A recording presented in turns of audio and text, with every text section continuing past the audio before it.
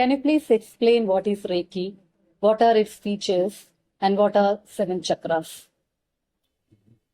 റേക്കിയുടെ word meaning is a Japanese word, ഒരു Japan പദമാണ്. റെയ് എന്ന് പറഞ്ഞാൽ യൂണിവേഴ്സൽ, അതായത് സാർവത്രികം, സാർവലൗകികം. കി എന്ന് പറഞ്ഞാൽ എനർജി, അല്ലെ പ്രാണ. എനർജി എന്നുള്ള വാക്ക് ശരിക്കും പ്രാണ, ഈ പ്രകർഷണം ഏതേ ഇത് പ്രാണ എന്നുള്ള അർത്ഥം എനർജിക്ക് വരത്തില്ല. എനർജി വേറെ അർത്ഥമാണ്. കാരണം ഓരോ വാക്കുകളും ഉപയോഗിക്കുമ്പോൾ അതിൻ്റെതായ അർത്ഥം കിട്ടുമെന്ന് ചോദിച്ചാൽ കിട്ടില്ല. എങ്കിലും നമ്മൾ ജനറലി പറയുമ്പോൾ റേക്കി എന്ന് പറഞ്ഞാൽ യൂണിവേഴ്സൽ ലൈഫ് ഫോഴ്സ് എനർജി, അല്ലെങ്കിൽ സാർവത്രിക പ്രാണൻ, ജീവശക്തി എന്ന് പറയുന്നത്. ഇത് ഒരു ഹീലിംഗ് പവറാണ്, ഒരു നമ്മളെ സുഖപ്പെടുത്താനുള്ള ആദ്യം ഒരു ചികിത്സാ സമ്പ്രദായമായിട്ടാണ് വന്നത്. പക്ഷെ പല മാസ്റ്റേഴ്സും അതിൽ വന്ന് ഒരു ചികിത്സാ സമ്പ്രദായം എന്നതിലപ്പുറത്ത് അതിന് കൂടുതൽ ഡയമെൻഷൻസ്, കൂടുതൽ സാധ്യതകൾ അതിൽ കണ്ടെത്തി. അങ്ങനെയാണ് മണി റേക്കി, സമ്പത്തുണ്ടാക്കാനുള്ള റേക്കി, തടസ്സങ്ങൾ മാറ്റാനുള്ള റേക്കി. അങ്ങനെ ഓരോരുത്തരുടെ കൈകളിലൂടെ ഇത് കടന്നു പോയപ്പോൾ കൂടുതൽ അഡിറ്റീവ്സ് അതിലേക്ക് വന്നു, റേക്കിയിലേക്ക് വന്നു. അതാണ് റേക്കിയുടെ. റേക്കി ശരിക്കും പറഞ്ഞാൽ 19-ാം നൂറ്റാണ്ടിന്റെ മധ്യത്തിൽ മിക്കാവോ ഉസുയി എന്ന് പറയുന്ന ഒരാളാണ് റീഡിസ്കവർ ചെയ്തത്. പക്ഷെ അത്രയല്ല അതിന്റെ ചരിത്രം. അതിന് മുമ്പ് എത്രയോ വർഷങ്ങൾക്ക് മുമ്പ്, നൂറ്റാണ്ടുകൾക്ക് മുമ്പ് തന്നെ റേക്കി മറ്റൊരു തരത്തിൽ അത് യൂസ് ചെയ്തിരുന്നു. ഈവൻ അഥർവ വേദത്തിൽ തന്നെ ദൈവീ ചികിത്സ എന്ന് പറഞ്ഞൊരു ഭാഗമുണ്ട്. അതിൽ ഹസ്തചികിത്സ എന്ന് പറഞ്ഞൊരു മെൻഷനിങ് ഉണ്ട്. അത് 4 ലൈൻസേ ഉള്ളൂ. അത് അന്നത്തെ കാലത്ത് അതൊക്കെ യൂസ് ചെയ്തിരുന്നു, ഈ ഹസ്തചികിത്സ. അന്നതൊക്കെ ഉള്ളൂ. ഇന്നത്തെ പോലെ ഇഞ്ചക്ഷനോ ഓപ്പറേഷനോ ഒന്നും ഇല്ലാത്ത കാലത്ത് അവർ തൊടുമ്പോൾ തന്നെ അത് ഹീൽ ചെയ്യപ്പെട്ടിരുന്നു. അങ്ങനെ വേറെ പേരിൽ അത് യൂസ് ചെയ്തിരുന്നു. പിന്നെ ഈ മിക്കാവോ ഉസുയി എന്ന് പറയുന്ന പ്രീസ്റ്റ്, അദ്ദേഹത്തോട് സ്റ്റുഡൻസ് ചില ചോദ്യങ്ങൾ ചോദിച്ചു. കാരണം ഇങ്ങനെ ജീസസ് ക്രൈസ്റ്റ് ഇങ്ങനെ നോട്ടത്തിലും തൊടുന്നതിലും ഒക്കെ ആൾക്കാരെ സുഖപ്പെടുത്തിയിരുന്നു, ഇതൊക്കെ എങ്ങനെ ഇപ്പം നടക്കുന്നില്ലോ, ഇതൊക്കെ ഉണ്ടോ? ആ ചോദ്യം അദ്ദേഹത്തിന്റെ ക്യൂരിയോസിറ്റി ഉണർത്തി. അദ്ദേഹം ഇന്ത്യയിലും അവിടെ കറങ്ങി അടിച്ചപ്പോഴാണ് അദ്ദേഹത്തിന് ഇങ്ങനൊരു സാധ്യത ഉണ്ട് എന്നുള്ള തോന്നലുണ്ടാക്കി. അദ്ദേഹം ജപ്പാൻകാരായിരുന്നു, ജപ്പാനിലേക്ക് തിരിച്ചുപോയി ഒരു മലയുടെ മുകളിലോട്ട് കയറി 21 ദിവസം അടുപ്പിച്ച് ധ്യാനിച്ചപ്പോൾ അദ്ദേഹത്തിന് ചില ഇൻറ്റ്യൂഷൻസ്, ചില റെവലേഷൻസ്, ചില വെളിപാടുകൾ അദ്ദേഹത്തിനുണ്ടായി. അതിനുശേഷമാണ് ഈ യൂണിവേഴ്സൽ ലൈഫ് ഫോഴ്സ് എനർജി എന്നുള്ള രീതിയിൽ റേക്കി യൂസ് ചെയ്യപ്പെടാനും ഇങ്ങനെ ചികിത്സയ്ക്ക് അത് ഉപയോഗിക്കാനും മനുഷ്യന്റെ സമൂലമായിട്ടുള്ള പരിവർത്തനത്തിന് ഉപയോഗിക്കാനും. ഇപ്പം ആരോഗ്യം എന്ന് പറയുന്നത് തന്നെ രോഗങ്ങൾ ഇല്ലാതിരിക്കുന്നത് മാത്രമല്ല ആരോഗ്യം എന്ന് പറയുന്നത്. ആരോഗ്യം എന്ന് പറയുന്നത് ഒരു ഉയർന്ന കോൺഷ്യസ്നസ് തലം, ഒരു ബോധതലം ഉണ്ടായിരിക്കുക. അതാണ് മനുഷ്യന്റെ സാധ്യത. അതാണ് ബേസിക്കലി ഭാരതീയ ശാസ്ത്രങ്ങളുടെ ഒരു സാധ്യതയും. അത് മനുഷ്യനെ, അത് രംഗനാഥാനന്ദ സ്വാമിജി പറയുന്ന പോലെ, it's A science of human possibility. മനുഷ്യ സാധ്യതയുടെ ഒരു ശാസ്ത്രമാണ് ഈ ഹോളിസ്റ്റിക് രംഗവും വേദാന്തവും ധ്യാനവും ഒക്കെ. അപ്പൊ അതിലേക്ക് നമ്മൾ ഉയരുമ്പോഴാണ് മനുഷ്യ ജന്മത്തിന്റെ സഫലത അല്ലെങ്കിൽ ഫുൾഫിൽമെന്റ് എന്ന് പറയുന്നത് വരുന്നത്. അല്ലാതെ വെറുതെ രോഗമില്ലാതിരുന്നു, കുഴപ്പമൊന്നുമില്ല, എങ്ങനെ പോയി അതല്ല ശരിക്കും മനുഷ്യന്റെ ഒരു പർപ്പസ് എന്ന് പറയുന്നത്. അപ്പൊ അതിലേക്ക് ഉയർത്തുന്നതാണ് റേക്കി എന്ന് പറയുന്നത്. പിന്നെ ഈ ചക്രാസ് വഴിയാണ് നമുക്ക് 7 ചക്രാസാണ് പ്രധാനമായിട്ടും റേക്കി കൺസിഡർ ചെയ്യുന്നത്. അത് നമ്മുടെ സഹസ്രാരം, ആജ്ഞാചക്രം, വിശുദ്ധി ചക്രം, അനാഹത ചക്രം, മണിപൂര ചക്രം, സ്വാധിഷ്ഠാനം, മൂലാധാരം, അങ്ങനെ 7 ചക്രങ്ങളാണ്. ഈ 7 ചക്രങ്ങളിലാണ് ശരിക്കും പറഞ്ഞാൽ റേക്കി പ്രവർത്തിക്കുന്നത്, യൂണിവേഴ്സൽ പ്രാണ പ്രവർത്തിക്കുന്നത്. ഈ 7 ചക്രങ്ങളും ഒപ്റ്റിമൈസ്ഡ് ആയിട്ട് റൊട്ടേറ്റ് ചെയ്യുമ്പോഴാണ് നമുക്ക് ശരീരത്തിന് ആവശ്യമായ ഊർജപ്രവാഹം ശരീരത്തിൽ സംഭവിക്കുന്നത്. പിന്നെ എൻഡോക്രൈൻ ഗ്ലാൻസുമായിട്ട് ഈ ചക്രാസ് കണക്റ്റഡാണ്, അന്തഃസ്രാവ ഗ്രന്ഥികളുമായിട്ട് കണക്റ്റഡാണ്. അന്തഃസ്രാവ ഗ്രന്ഥികളുടെ ശരിയായ പ്രവർത്തനമാണ് ഒരാളുടെ ആരോഗ്യം എന്ന് പറയുന്നത്.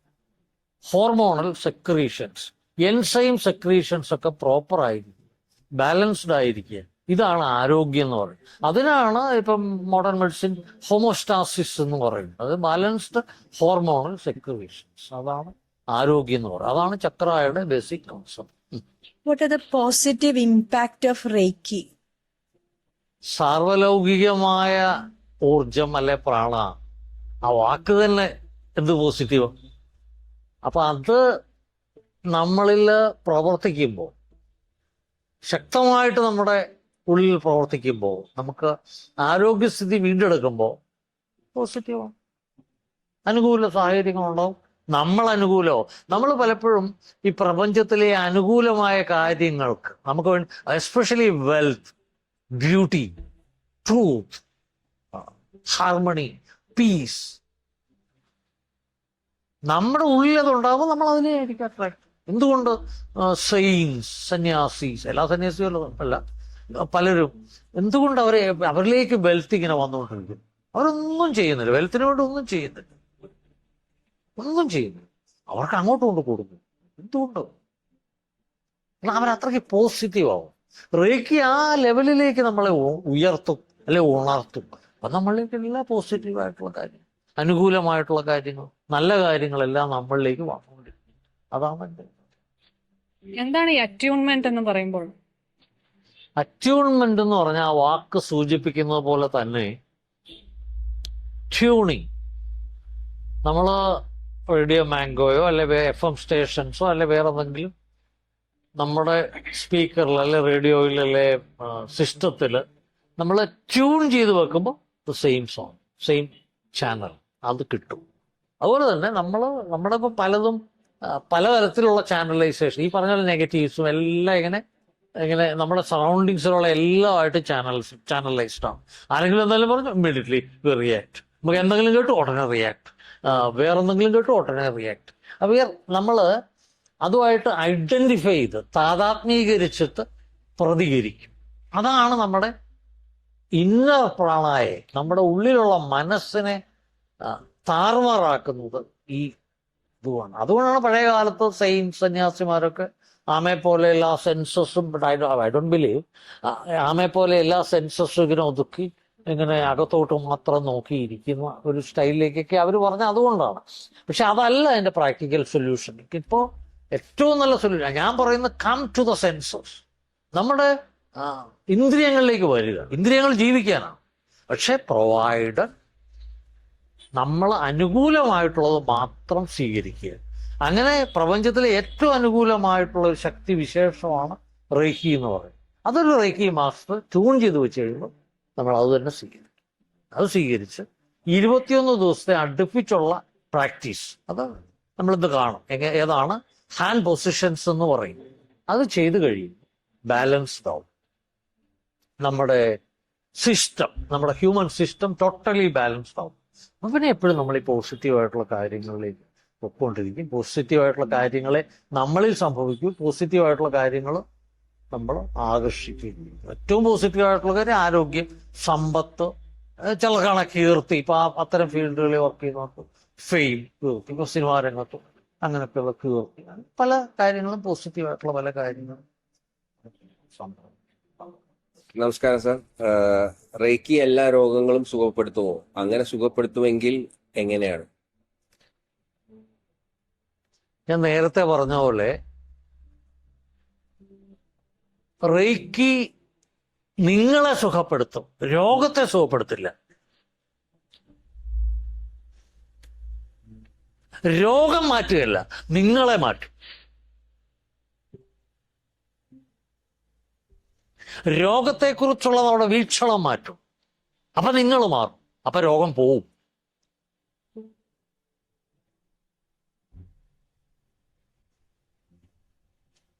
സർ, റേക്കിയുടെ ശാസ്ത്രീയ അടിസ്ഥാനം എന്താ?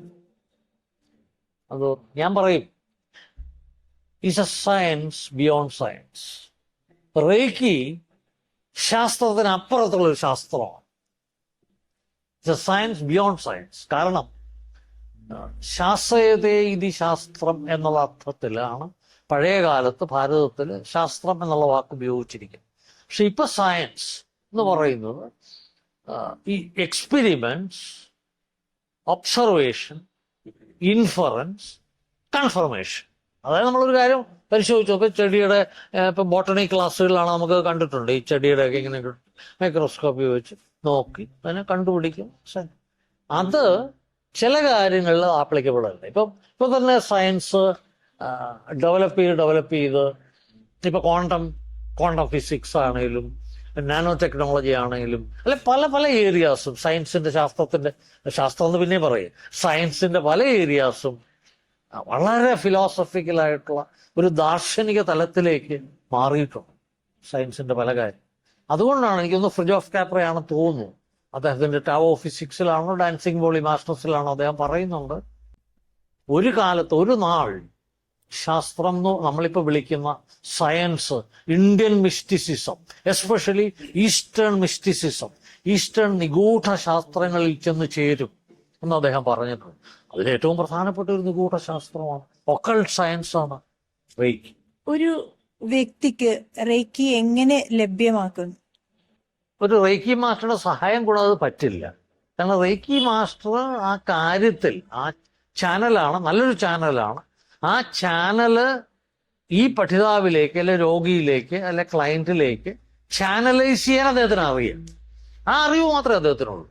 ബാക്കി വേറെ യൂണിവേഴ്സ് തന്നെ ചെയ്യുന്നു, പ്രപഞ്ചം തന്നെ ചെയ്യുന്നു. ഓരോരുത്തരുടെ ആവശ്യം വ്യത്യസ്തമാണ്. ഇപ്പോൾ താങ്കളുടെ ആവശ്യമല്ല അദ്ദേഹത്തിൻ്റെ ആവശ്യം, അദ്ദേഹത്തിൻ്റെ ആവശ്യമല്ല ഇദ്ദേഹത്തിൻ്റെ. ഓരോരുത്തർക്കും ഓരോ പർപ്പസ് ഉണ്ടാവും, ഓരോ തരത്തിലുള്ള കാര്യങ്ങളായിരിക്കും ഓരോരുത്തർക്കും ആവശ്യമായിട്ടും. അതനുസരിച്ച് റേക്കി അല്ലെങ്കിൽ യൂണിവേഴ്സൽ ആയിട്ടുള്ള ഈ പ്രാണ എന്ന് പറയുന്നു, ഊർജം എന്ന് പറയുന്നു ഒരാൾ പ്രവർത്തിക്കും. അതാണ് അതിൻ്റെ, അങ്ങനെയാണത് സ്വീകരിക്കപ്പെടും. പിന്നെ എങ്ങനെയാണ് റേക്കി അറ്റ്യൂൺമെന്റ് എന്ന് പറയുന്ന ഒരു പ്രോസസ്സിലൂടെയാണ് ഒരാളിലേക്ക് അവൈലബിൾ ആവുന്നത്. അതെങ്ങനെയാണെന്ന് ചോദിച്ചത് നമ്മൾ ഹയർ ഡിഗ്രീസിലേക്ക് പോകുമ്പോൾ ആക്ച്വലി നിങ്ങൾ തന്നെ പഠിക്കും എങ്ങനെയാണ് അറ്റ്യൂൺ ചെയ്യേണ്ടത്, എങ്ങനെയാണ് കാര്യങ്ങൾ പറയേണ്ടത്, എങ്ങനെയാണ് പഠിപ്പിക്കേണ്ടത് എന്നുള്ളത് ആ ലെവലിൽ എത്തുമ്പോൾ. അപ്പോൾ അത് റേക്കി മാസ്റ്റർ മാത്രം അറിയാവുന്ന ഒരു കാര്യം. സർ, റേക്കി എങ്ങനെയാണ് അഭ്യസിക്കേണ്ടത് ഒരു തുടക്കക്കാരന്റെ ഭാഗത്തു നിന്ന് നോക്കും? റേക്കി പ്രധാനമായിട്ടും 4 തലങ്ങളിലായിട്ടാണ് റേക്കി പഠിപ്പിക്കുന്നത്. Reiki first degree, second degree, 3A 3B. ചില ലീനിയേജിൽ ഇപ്പം നമ്മൾ വില്യം ലീ റാൻഡിന്റെ ലീനിയേജ് ആണ്, ഇതിൽ ഞങ്ങൾ പറയുന്നത് 3A 3B. ചില ഇപ്പൊ പൗള ഹോറൻ പോലുള്ള ചില ലീനിയേജുകളിൽ പറയുന്നത് 3, 4. പിന്നെ ഞങ്ങൾക്ക് 5 കൂടെ ഉണ്ട്. 5 ഗ്രാൻഡ് മാസ്റ്റർ ലെവൽ. ഇപ്പം ഞാൻ ഗ്രാൻഡ് മാസ്റ്ററാണ്. ഗ്രാൻഡ് മാസ്റ്റർ ലെവൽ എന്ന് പറഞ്ഞാൽ എല്ലാ ലെവലും കഴിഞ്ഞ് 4 ലെവലും കഴിഞ്ഞ് 10 പേർക്ക് അറ്റ്യൂൺമെന്റും കൊടുത്ത് ഒരു 10 ടെസ്റ്റിമോണിയൽസും വേണം. 10 പേരെ സുഖപ്പെടുത്തി അല്ലെ എന്ത് കാര്യസാധ്യങ്ങൾ. ഇപ്പൊ പ്രൊമോഷൻ, എൻ്റെ ഒത്തിരി പേര് പ്രൊമോഷൻസിനായിട്ട് വലിയൊരു ആള് അടുത്തിടയ്ക്ക് ഇപ്പോൾ വന്നിട്ടുണ്ട്. പ്രൊമോഷൻസിന് വേണ്ടി അല്ലെ ഇപ്പൊ ജോലി കിട്ടാൻ വേണ്ടി, കല്യാണം നടക്കാൻ വേണ്ടി. അപ്പൊ അങ്ങനെ ഏതെങ്കിലും കേസസ് മതി. രോഗം മാറ്റം മാത്രമല്ല, അതിൽ രോഗം മാറ്റം, അതിൻ്റെ ഒരു ടെസ്റ്റിമോണിയൽ ഒക്കെ ഉള്ളപ്പോഴാണ് നമ്മൾ ഗ്രാൻഡ് മാസ്റ്റർഷിപ്പ് കൊടുക്കുന്നത്. പിന്നെ അത് നേച്ചറിന്റെ ഒരു സെലക്ഷനാണ്. എല്ലാ നേച്ചറിന്റെ സെലക്ഷനാണ് എങ്കിൽ പോലും കൂടുതലും ഒരു നേച്ചറിന്റെ സെലക്ഷനാണ് ഒരു ഗ്രാൻഡ് മാസ്റ്റർഷിപ്പ് എന്ന് പറയുന്നത്. പക്ഷെ റേക്കി ഫസ്റ്റ് ഡിഗ്രി ആർക്കും പഠിക്കാം, ഫസ്റ്റും സെക്കൻഡും ആർക്കും പഠിക്കാം. കാരണം അവനവനെ സുഖപ്പെടുത്തുക, പറ്റുമെങ്കിൽ മറ്റുള്ളവരെ കൂടെ ചികിത്സിച്ച് അതിന്റെ എക്സ്പീരിയൻസ് കൂടെ ഉണ്ടാകും. കാരണം നമ്മളെപ്പോഴും മറ്റുള്ളവർക്ക് വേണ്ടി ചെയ്യുമ്പോൾ നമുക്ക് കിട്ടുന്ന സാറ്റിസ്ഫാക്ഷൻ, നമുക്ക് വേണ്ടി ചെയ്യുമ്പോൾ, ഇപ്പൊ ഞാനൊരു ചിക്കൻ ബിരിയാണി കഴിക്കുമ്പോൾ എനിക്ക് കിട്ടുന്ന സുഖമല്ല ഞാൻ വേറൊരാൾക്ക് ഒരു ചോറ് മേടിച്ചു കൊടുക്കുമ്പോൾ കിട്ടും. അതങ്ങനെയാണ് നേച്ചർ, പ്രകൃതി അങ്ങനെയാണ്. കാരണം ഈ പ്രകൃതി തന്നെ നോക്കിക്കോളൂ, പ്രകൃതി ഇങ്ങനെ തന്നുകൊണ്ടിരിക്കുകയാണ്. ഒരു മാവ് ഉണ്ടായി, പൂത്തുണ്ടായി, മാങ്ങ, ഇറ്റൊക്കേസ്. പിള്ളേർ കല്ലെറിയുന്നുണ്ടോ, പറിച്ചുകൊണ്ട് പോകുന്നുണ്ടോ, മുഴുവൻ പറിച്ചുകൊണ്ട് പോകും, ഇറ്റൊക്കേസ്. ഇവൻ സൂര്യൻ, അത് നമ്മളെല്ലാ ലൈറ്റിൽ ഇങ്ങനെ നിൽക്കും. ഈ ലൈറ്റെല്ലാം കത്തുന്നത് അതിലാണ്. ഇറ്റൊക്കേസ്, ഇറ്റോബോധസ്. ഇതാണ് പ്രപഞ്ചത്തിന്റെ അടിസ്ഥാനപരമായ സ്ഥിതി. അതുകൊണ്ടാണ് മഹാന്മാരായിട്ടുള്ള സന്യാസിമാരും അവരോടൊക്കെ പറയുന്നത് ബി സെൽഫ്ലെസ്. സെൽഫിഷ് ആവാതെ മറ്റുള്ളവർക്ക് വേണ്ടി ചെയ്യുക എന്ന്. അത് തന്നെയാണ് ജീസസിന്റെ ഏറ്റവും വലിയ ഇമ്പോർട്ടൻസ്. അദ്ദേഹം മറ്റുള്ളവർ എല്ലാവരും, ഈവൻ ബുദ്ധനാണേലും ആരാണേലും, ഇപ്പൊ ഈവൻ ആദിശങ്കരനാണേലും, അവര് മറ്റുള്ളവർക്ക് വേണ്ടി ജീവിക്കുക, മറ്റുള്ളവർക്ക് വേണ്ടി കാര്യങ്ങൾ ചെയ്യുക എന്ന് പറയുമ്പോൾ അതിൽ നിന്ന് കിട്ടുന്ന ഒരു ആത്മസുഖത്തിന്റെ ഒരു അംശമുണ്ട്. അത് വലുതാണ്. അങ്ങനെയാണ്. അപ്പോ അലോപ്പതി ഫോളോ ചെയ്യുന്ന ഒരാളാണെങ്കിൽ റേക്കി സൈഡായിട്ടാണോ അതോ കൂടെ കൊണ്ടുകൊണ്ടാണോ? തീർച്ചയായിട്ടും കൂടെ കൊണ്ടുപോകുന്നത്. അത് എൻ്റെ അടുത്താണ്. അതിലൊരു ലേഡി ഡോക്ടർ അവരുടെ പല പ്രശ്നങ്ങളും മാറി. എന്നോട് ചോദിച്ചിട്ടുള്ള ഒരിക്കൽ, സാറേ ഇതൊക്കെ നമുക്കൊന്ന് ഇൻറ്റഗ്രേറ്റ് ചെയ്ത് കഴിഞ്ഞാൽ ഈ ഹോളിസ്റ്റിക് ആയിട്ടുള്ള രീതികൾ, ചികിത്സാ രീതികൾ, ഇപ്പം അലോപ്പതി പോലുള്ള മോഡേൺ ആയിട്ടുള്ള അത് റിസർച്ച് ഓറിയൻറ്റഡ് ആണ്. ഇതും റിസർച്ച് നടക്കുന്നുണ്ട്. ഇതൊന്ന് ഇൻറ്റഗ്രേറ്റ് ചെയ്ത് കഴിഞ്ഞാൽ എന്തുമാത്രം പ്രയോജനം ഉണ്ടാവും, ജനങ്ങൾക്ക് എന്തുമാത്രം പ്രയോജനമാണ്. അപ്പം ഞാൻ പറയുന്നത് ഒന്നിന് വിരുദ്ധമായിട്ട് കാണുന്നതാണ് ഈ പ്രശ്നം വരുന്നത്. ഇപ്പം അലോപ്പതിക്കാരോ ഇതൊക്കെ ചുമ്മാ അന്ധവിശ്വാസം അല്ലെ, അതാണ് ഇതാണ്. ഞാൻ ചോദിക്കട്ടെ, എന്തെല്ലാം അന്ധവിശ്വാസങ്ങൾ ഈ പറയുന്ന സയൻസിൽ. ഞാൻ ഡിഗ്രിക്ക് സയൻസ് പഠിച്ച കെമിസ്ട്രി പഠിച്ച ആളാണ്. ഈ ഹെയ്സൻബർഗ് അൺസർട്ടനിറ്റി പ്രിൻസിപ്പിൾ എന്ന് പറഞ്ഞൊരു ഇതുണ്ട്. അതായത് നമുക്കൊരു അണുവിനെ, ഒരു ആറ്റത്തെ, ഒരു ഇലക്ട്രോണിനെ ഒരേ സമയം അതിന്റെ പ്ലേസും സ്പേസും സ്പീഡും അറിയാൻ പറ്റില്ല. അതാണ് ഹെയ്സൻബർഗ് അൺസർട്ടനിറ്റി പ്രിൻസിപ്പിൾ. അതൊരു സയൻസ്. അതുപോലെ ബെൻസീൻ റിങ്, ഇത് ആരും കണ്ടിട്ടില്ല. ഈ കാർബൺ കോമ്പൗണ്ട്സിന്റെ ബേസ് ആയിട്ടുള്ള ബെൻസീൻ റിങ് എന്ന് പറഞ്ഞാൽ ഹെക്സോണൽ ഷേപ്പാണെന്ന് പറയുന്നു. ആരും കണ്ടിട്ടില്ല. ഒരു മൈക്രോസ്കോപ്പിൽ അത് പ്രൂവ് ചെയ്യാൻ പറ്റിയിട്ടില്ല. ഇല്ലെങ്കിലാ പറയുന്നു. അപ്പൊ ഇതൊക്കെ ചില അന്ധവിശ്വാസങ്ങൾ എവിടെയുണ്ട്. അതുകൊണ്ടല്ലേ പല ഡോക്ടേഴ്സും അവസാനം ഈവൻ ഐൻസ്റ്റീൻ പോലും അദ്ദേഹത്തിന്റെ തിയറി ഓഫ് റിലേറ്റിവിറ്റി എക്സ്പ്ലെയിൻ ചെയ്തുകൊണ്ടിരുന്നപ്പോൾ ഒരാൾ എഴുന്നേറ്റ് ചോദിച്ചു, ഞങ്ങൾക്കൊന്നും മനസ്സിലാവുന്നില്ല എന്ന് പറഞ്ഞു. Einstein only God knows. അതെ. പോസ്റ്റ് ഓപ്പറേറ്റീവ് സ്റ്റേറ്റുകളിൽ നമുക്ക് വേണമെങ്കിൽ റേക്കി യൂസ് ചെയ്താൽ ഒരു ഫാസ്റ്റർ ഹീലിംഗ് ഉണ്ടാക്കി കൊടുക്കാൻ പറ്റും. അതല്ലേ നമ്മൾ നോട്ട് എഗെയിൻസ്റ്റ്, നമ്മൾ ഒന്നിനും വിരുദ്ധമായിട്ടോ അല്ലെ എതിരായിട്ടോ അല്ല പോകുന്നു. പക്ഷെ സെർട്ടൻ ഫണ്ടമെന്റൽ തിങ്കിങ് പ്രോസസ് അതാണ് മാറുന്നത്. അതായത് നമ്മുടെ ആ ഒരു മോഡേൺ തിങ്കിങ്ങിനെ റേക്കിയും കൂടെ പ്രാക്ടീസ് ചെയ്ത് കഴിഞ്ഞാൽ ലൈഫ് കുറച്ചും കൂടെ ബാലൻസ്ഡ് ആവും, സ്മൂത്ത് ആവും, ഹാപ്പി ആവും. ഹാപ്പി ആയിരുന്നു.